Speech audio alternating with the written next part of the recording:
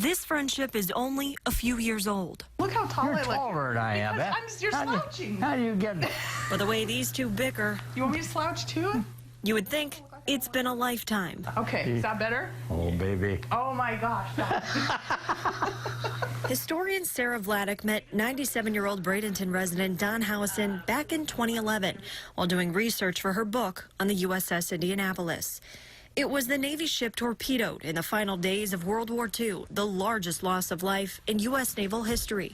But the story of how 316 men survived, drifting in the Pacific Ocean for 5 days, became legend.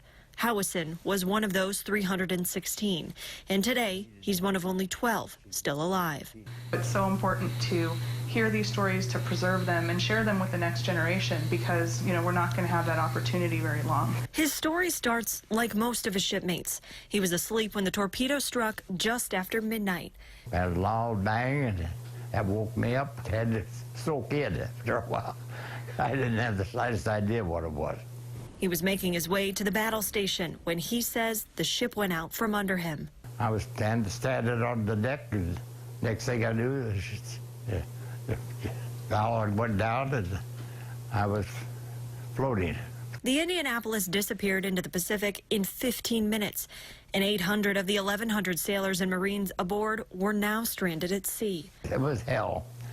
It was not knowing, hoping that someone would not know if anybody knew where we were. For 4 nights and 5 days, they faced dehydration, drowning, exposure, even sharks that picked off the injured. It was terrifying, yeah, and then they swim under us. Must want somebody to get bit.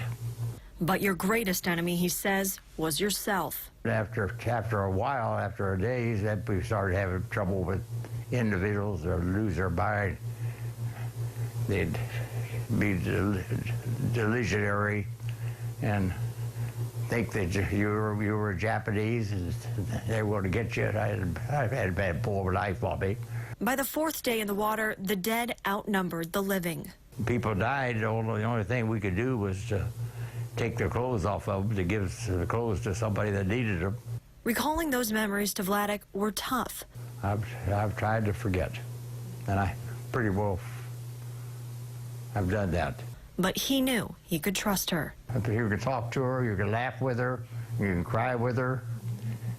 He's put the memories of those 5 days behind him, but will never forget those who never made it home. You know, it happened. I'm sorry it happened. I'm lucky, and I'm thank the good Lord for me being here today. I'm just living a good life and happy that I can do it. In Bradenton, Jennifer Holton, Fox 13 News.